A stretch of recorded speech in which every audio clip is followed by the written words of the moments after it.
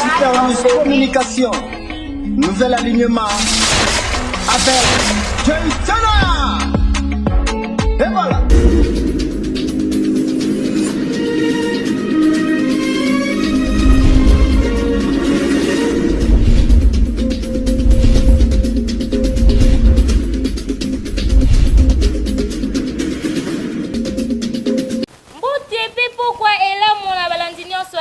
Communication ya pokwa lelo onga Simon Basunga le vrai mwana SKK ya tongo na tondi samina esenga ko présenter pour la bino kasi na tombeli bino banso bolanzi bolam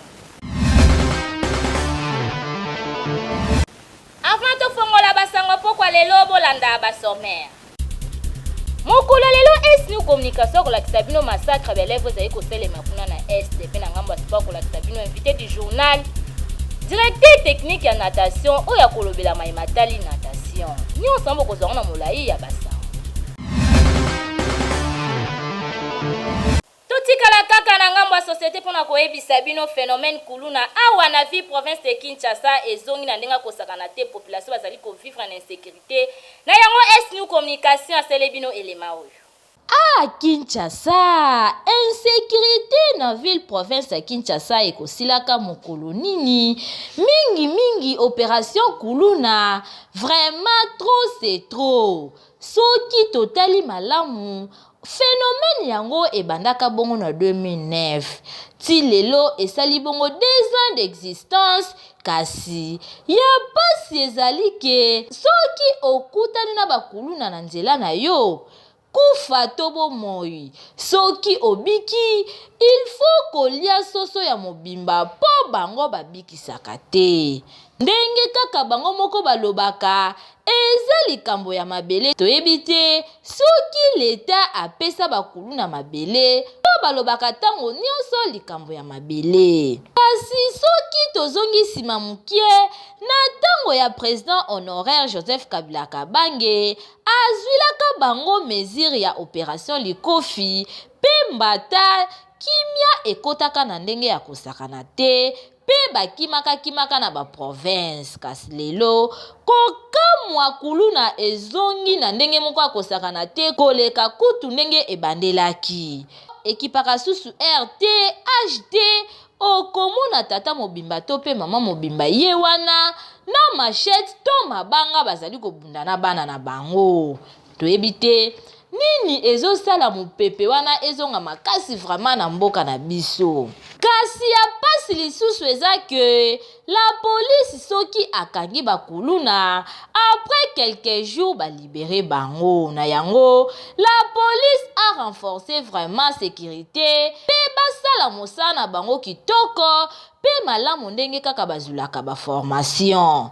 kasi selo ba information tozwaki na ba quelques communes population balobi balingaka susu ko dénoncer bakuluna te po soki a dénoncer kuluna après quelque temps balibere ye bakeye liwa na ye emonani to akoki makartier na bango kasi soki totali malamu kuluna eza kaka na bakomini oyo boyebelaka yango te presque ekoti na bakomini nyonso ya ville province ya Kinshasa po soki omoni eleki esika ozali milalelaka na yo po keba kokutana na banyama mabe na nzela bakuluna ya pasi susu eza ke moto koma soki aza na mwa $5 na ye na sac soki yake atali po bakuluna ta moko boye bazongi na bango bamiyibi ta moko bakomi bametre ebongo constant mosusu tosali eza boye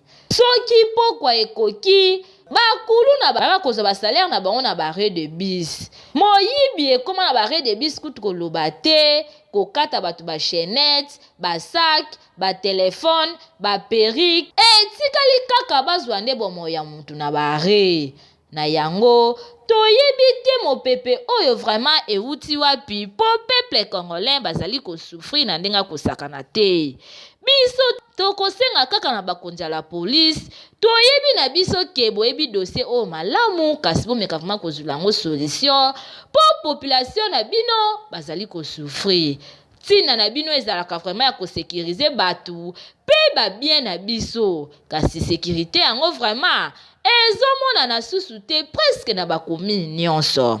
Na yango pe tokosenga kaka na président de la République Félix Antoine Tshisekedi Tshilombo, père de la nation, mais ka vraiment kozwa ba mesure vraiment o esengeli po kimia ekota na mboka na yo. Bakuluna, bamiyibi, bashege, bazali kobebisa mboka na ona ndenge kosakana te po population bazali na kimia te. Biso topesi kaka précision ya mayo mazali koleka na mboka po kimia ekota vraiment na ba secteur nyonso na idée na yo oza na ngwa kitoko ya kobongisa mboka pe kopesa kimia na mboka. Topesi kaka précision. Tolonga bongo na société tokende kuna na éducation pona koyebisa bino kuna na este massacre ezali kosalema na balève na ndenga kosakana te boboboli apesa biso ba précision. Situation sécuritaire ya République démocratique du Congo est commis de plus en plus qu'au déranger ba compatriotes congolais na partie est ya mboka na biso. Après plusieurs massacres qui ne cessent d'endeuiller les compatriotes congolais, les finalistes ya primaire bazalaki violemment violé kuna na Masisi pendant que bazalaki en plein examen ya test national de fin d'études primaires. Un groupe des ADF bakotaka pe basalaka sabotage na lolenge ya kosakana te, violaka élèves filles pe basalaka acte ya vandalisme kasi toyebi te soki ezalaki na objectif nini pe on se pose la question de savoir où était l'armée congolaise pendant que acte ya boye ezalaki kosalama. Pas plus longtemps, lobi lisusu na isiro pendant que élève via 6e des humanités bazalaki kosala examen ya dissertation na cadre ya hors session, une fille azalaki violée par une personne non identifiée selon plusieurs sources na isiro. Kasi komona événement ya boye en tout cas ezali kosala kitoko ata mukete. Gouvernement congolais toyebi ete oyebi na yo dossier oyo malamu kasi toyebi te ba mécanisme nini to pe ba action nini ozali ko mener po est ya République démocratique du Congo et retrouver kimia nango d'une manière définitive. Bana ya classe bazali ba innocent pe bazo sala na bango kaka ba examen na bango kasi tozo comprendre te ba acte ya boye ndeti kaka ezali pona ko saboter tout un peuple pe éducation ya mboka. Tokosenga kaka na ba organisme nyonso ya défense ya droit de l'homme bofongola miso na bino malamu po dossier o ezali koleka na est ya mboka na biso ekomi kosala pasi na ndenge ya kosakana te. Pe na président de la République lolenge kaka alakaki ke akoplacer état-major général na ngambo ya est po bazala na kimia. En tout cas tosengi yango kaka ezala placer kuna po population a continuer ko vivre na kimia po kotala ba acte ya boye surtout epa ya bana ya classe eza kitoko ata mukete. Précision.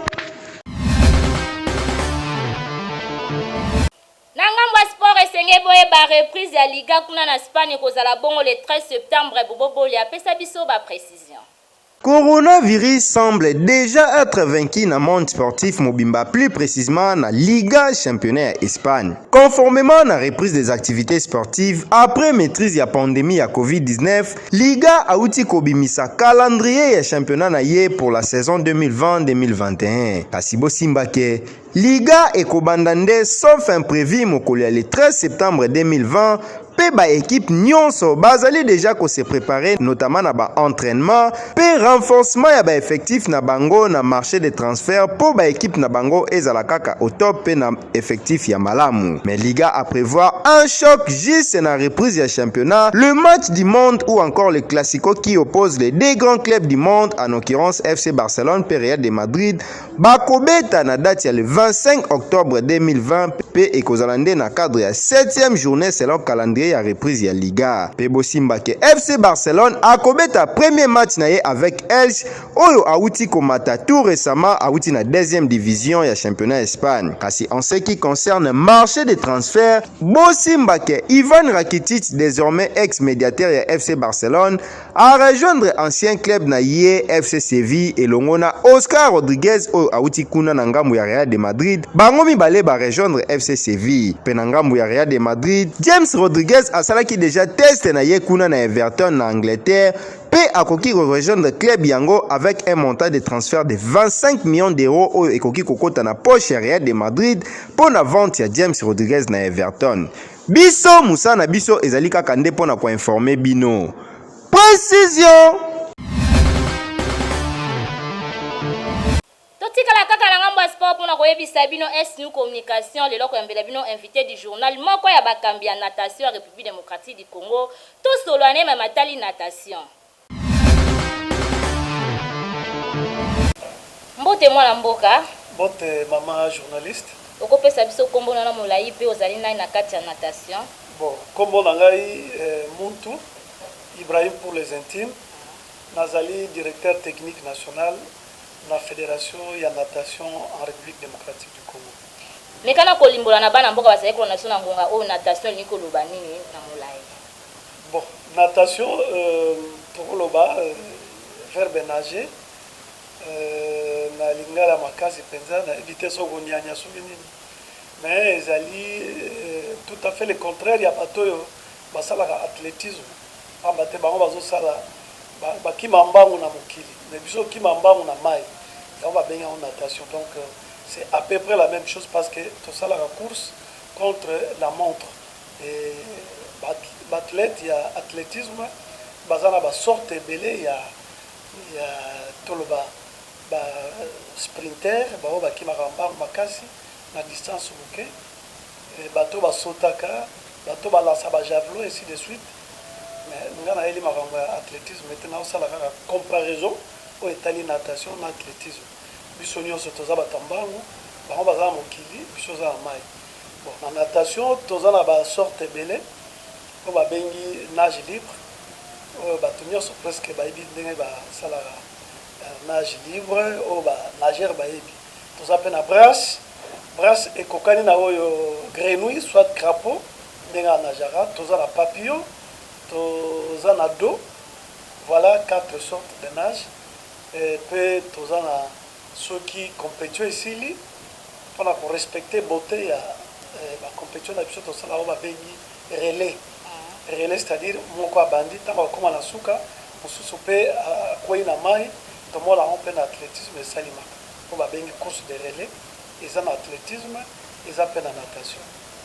Kasi directeur technique yebisa biso message principal na yo vraiment eza nini? Na profiter na journal ya SNU pona ko talisa ba nageur nyonso oyo ya léopard bien entendu les samedi oyo toza na lancement ya nouvelle saison sportive 2020-2021 et ko salima na piscine ya Fikine. Donc à partir de 12 heures déjà, mise en place terminée, au président Nabusso, le général Oleko, apoya juste coupé sa go, on a hôtel ça a été, tozongeli, l'activité Nabusso qui bloquée par rapport à Covid-19. Voilà, je pense bien que le message est l'équipe, donc samedi à 10 heures, na Fikine, bateau va ébier si kato salaka entraînement, barouya, batala ndenge, moi exhibition aux ala. Pe lisusu président il y a fédération on ça mon il y a lancement il y a activité il y a natation. Merci Pepo Kwailam. Merci beaucoup. Wana boti kolanda directeur technique ya natation Kastoti kalakaka na sport pona koyebisa bino Kater Nyumba Texas o asaki kozongisa molimo epa ya nkolo kasi moko ya bana na ye azangaki message ya kopesa te na micro ya SNU communication. Oui, j'étais sur place quand le papa est parti. J'étais sur place. C'était vraiment difficile à digérer, mais on ne peut rien. Le grand champion n'est plus avec nous. Donc, oui, le vieux, il était un peu souffrant. Hier, ça a totalisé 5 jours. Et puis hier, ça n'a pas vraiment tenu. Malgré tout, donc hier, ça n'a pas tenu. Vers 14 h, papa est parti. Il était champion. Pas seulement pour nous, mais il était champion pour la RDC. Il était président fédéral des albinos. Donc, il a vraiment beaucoup fait dans le monde du sport. Le vieux a vraiment joué son rôle. Bravo à toi, papa. Votre parcours ici-bas n'a pas été en vain.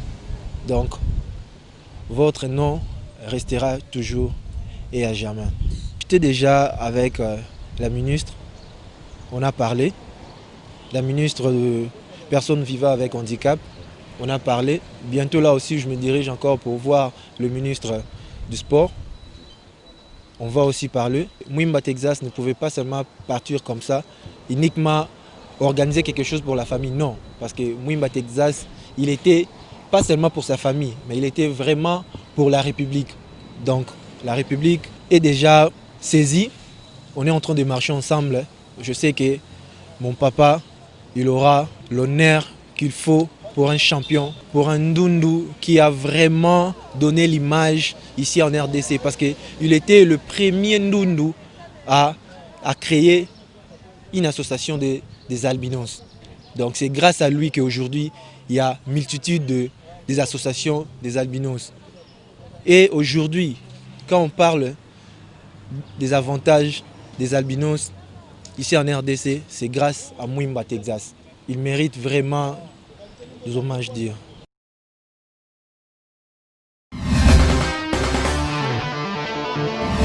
Tokomi bongo na page promotionnelle olingaka entreprise na yo produit na yo eyeba na place ezaka moko magazine d'actualité nouvel alignement ekanga masoni natali promotion a soko oye kozana o desite sala lokola église kimbangiste na mouvement na ye ya MSS ka bazali komilenge pona ko matele 12 septembre kuna na nkambe ko yinda makasi posa ba détail na sport yo.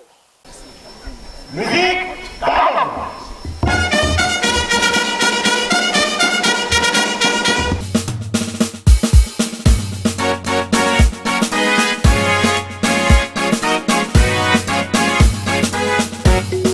Ngai Papa Jean Kinangwidi Wabaka, dirigeant général technicien ya MSSK. Le 12 septembre, biso ba surveillant topetaka le 2 avril parce que ezalaki prévu passé, mais lokola la maladie ya Covid ezalaki moyen tokende ezalaki te na yango papa motumba okiangani konja bule abengi biso ba surveillant nyonso ya mobimba tokende kosangana besu wete to fete mulu wana to sala tani.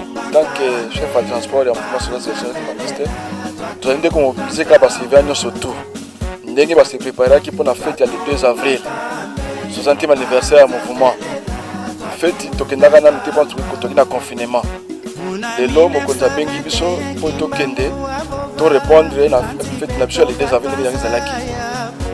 Alors appel azo pesanga na batu ya nini toyeba ko ya bengi biso azali nani yebi yango ete maladie o ya Covid ezali pandémie o epanzana ki mokimba mais lelo président de la République alobi yango ete komi endémie. Donc nde toyebi bato na bato bazali kozwa ba disposition lokola biso na lingoma na biso ete mobeko ya liboso totosaka oyo l'État alobi to apesi na biso e yango biso pe tozali kosenga na bandeko nyonso na baprovince oyo bango bazwami kolonga na baprovince na bango kino koya mboka Kinshasa pe kokende mboka ya Bule mboka ya Nkamba esengeli ete barespecte bamesure barrière oyo esilaki kopesama na niveau ya l'État pe na niveau ya OMS. On a dit de là papa bapesa ki mataki me biso na bapesi tozobeta kopeli mbela na bana ntango nyonso bamata na badi de là papa na ntina ete besoin ntango tokomata na mboka Nkamba na mutu asepresente epai wakujulisha maprovinsio yote mimi natoka Nkamba mkufanya sauti ni baba mtakatifu anapenda. Ndio napenda maprovinsio tushuke tumalize. Baba mtakatifu anasema ile maposte avant 2021 maposte yote isimame sawa.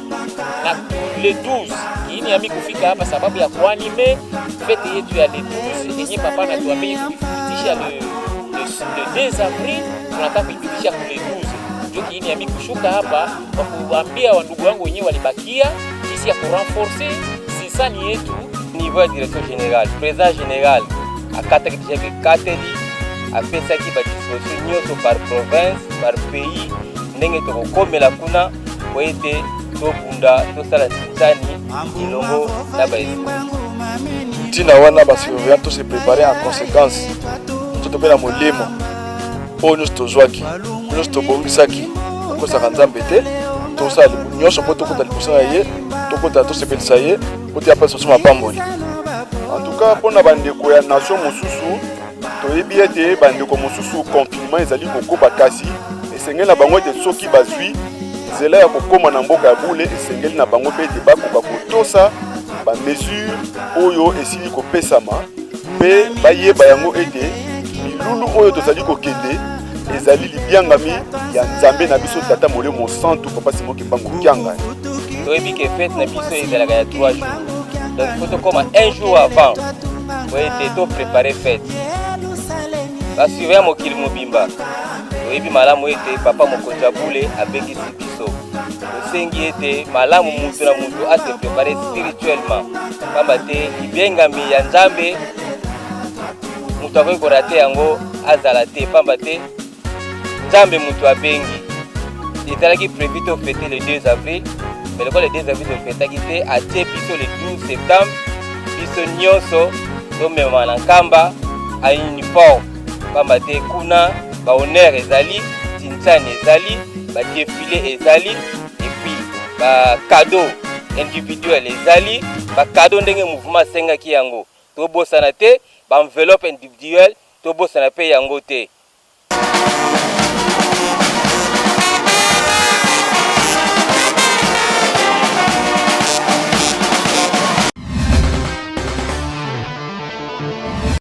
Totikala kaka na promotion pona koyebisa bino grande chorale de dirigeants bazali pe komilengele pona komata kuna na nkamba Nouvelle Jérusalem le 3 octobre ekozala benda bika yozanga italio poza ba détail na sport.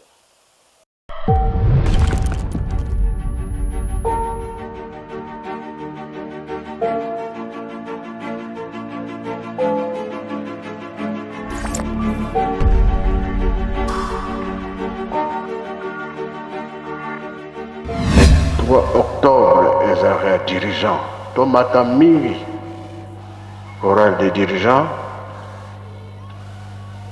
Talaka misala tozanango. Il y a restaurant, il y a botongipe, musée. Zo sengane mongo, sengane bato. Le 3 octobre 2020, Ekoki. Ngonga na biso komata nkamba Yerusalemi Ekoki bana dirigeant na monde entier. Oto bengi fête internationale ya chorale dirigeant na mokili mobimba. Yo junior, yo jeune maman ya dirigeant, oza kolanda ngai. Le 3 octobre Belemi ya 2020. Tata mokonza bula esa biso tango nyonso, makasi ya ngando na mai. Makasi ya nzoi na ndaku na ye. Makasi ya kimbangiste nyonso ezali nkamba Yerusalemi. Ndenge toyebeli mondimi na mondimi esengeli ayeba valeur ya ville sainte na ye. Nde esengeli tokende ko sepelisa Nzambe po na ndenge abateli biso mbula mobimba Ekoki.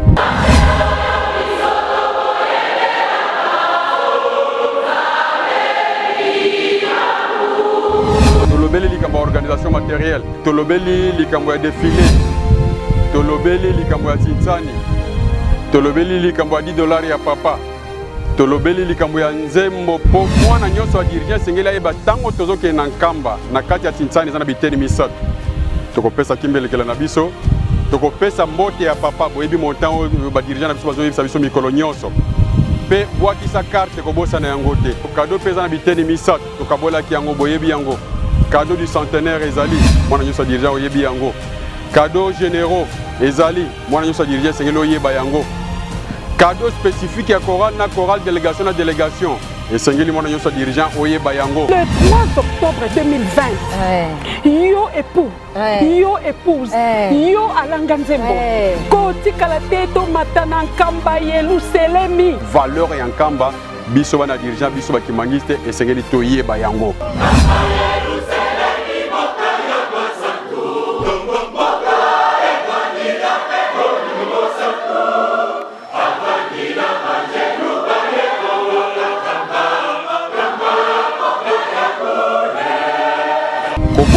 $10 ya papa lokola ezali dîme spéciale ezali obligatoire na mwana nyonso ya dirigeant ata kokende na fête le 3 octobre te kobosa na likambo ya $10 ya papa te kamba ekotaki malili esengo ya Yerusalemi ezalaki lisusu te nde biso bana dirigeant tolobi tozokende kozongisa esengo ya Yerusalemi.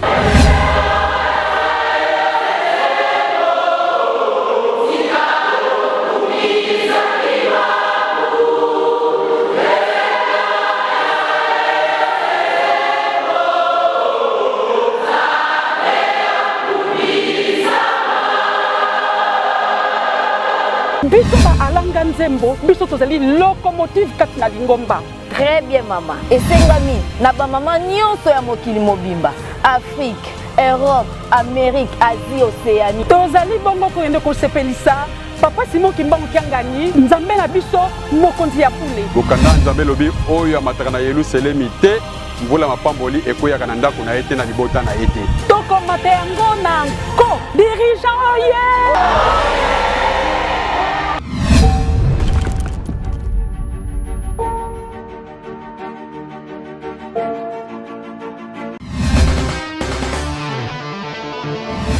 Tokomi bongo na page Rosa nde toswetaka bambutukulu ya mbote so koza na posa SNU communication yembelo joyeux anniversaire ko hésiter te contacter biso na numéro oyo eza affiché biso bekra na bino tokoyembela obotika ngana yembela joyeux anniversaire na couple Mabilama François basali 8 ans de mariage balobi kuna tabande ntaba ngombe nde ngombe donc soki ozwi na ordre de mission te po ye aza muta presse komeka te ordre de mission nde osengama na porte. En plus, il faut aux la mariée, aux célibataires pour pousser en auté. Botika nga suna souhaiter joyeux anniversaire. Na mo ambala kitoko fils de l'homme na moni bongo. Kuna na ratel ki radio babi yende mtasala ake. Chef de service esala kaka radio ezalaka ndenge ezalaka yende. Na bosa ni pete mwasi kitoko falon pakasa babi après awande kuna na oke pemela mwa malili taka biso bana SKK ngombe nde ngombe tabande taba. Polanda wa page Rosa. Tunasema happy birthday to you. Happy birthday to you. Happy birthday to you. Happy birthday to you.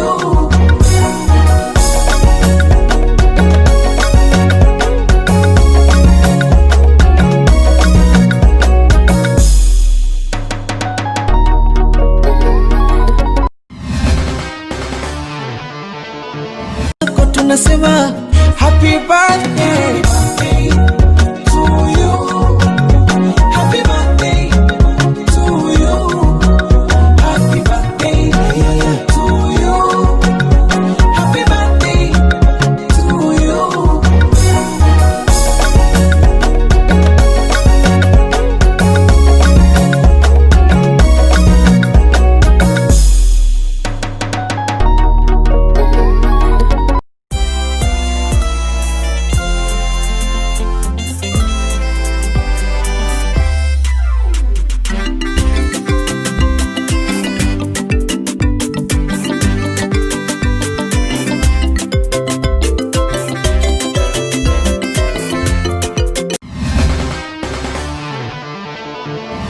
Tunasema happy birthday to you.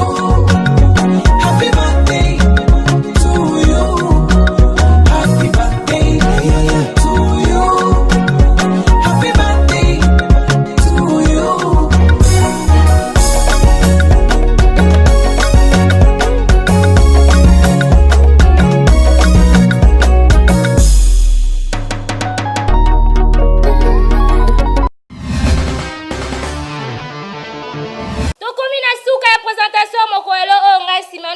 Le vrai mwana SKK ya tongo nazalaki na esenga ko présenter pour na bino kasi soki na komaki kitoko na banda kuna bino bozanga te ko pesa un grand merci na équipe rédactionnelle pe technique esaki musama na kuma bino na banda na sima kana nazalaki bon na Slow Vinjuzi les images qui parlent moi na Mkongo ya solo assisté na Merlin Donga la 40 à 45 na Grâce Malonda charge ya SNU communication diso bitama kidada na ba journaliste maye na moni bongo merveille tusiki la bobobo ya bande basaki ke diso kuma bino kitoko na banda.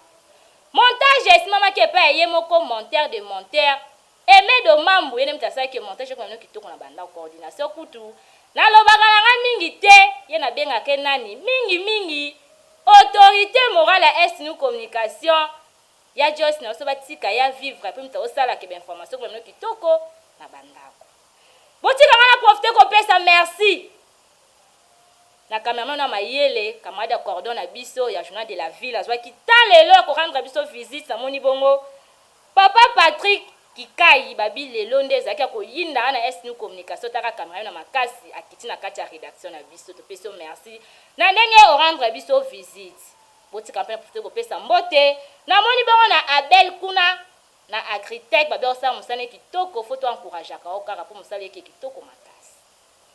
Na super new communication motuna ezala kaka moko. Mavana tuna botikanga na lobabu. Yo tato yo. Yo mamo yo. Oyo kanoka te na balangani. Ndeti ngai Simone Basunga le vrai mwana SKK etongo ozo perdre na yo temps po nga na yo kana SKK na osala mukaka. Na super new communication motuna ezalaka boye. Nani vwama. Ngai Simone Basunga le vrai mwana SKK etongo na yebi. Bongo yo. Esko yebi? Nenge kaka na isaka bino soko zibi na motuna na tuna kabino. Benga na téléphone soki numéro na ngele kite eza pour ma téléphone yo salelaka na réseau yo sala pour nga mona SKK na salelaka jamais ekangama soki na kosi botu na bana SKK nyonso père Gendi alungana akoyebisa bino au revoir. Super Communication, nouvel alignement avec Joy Sana.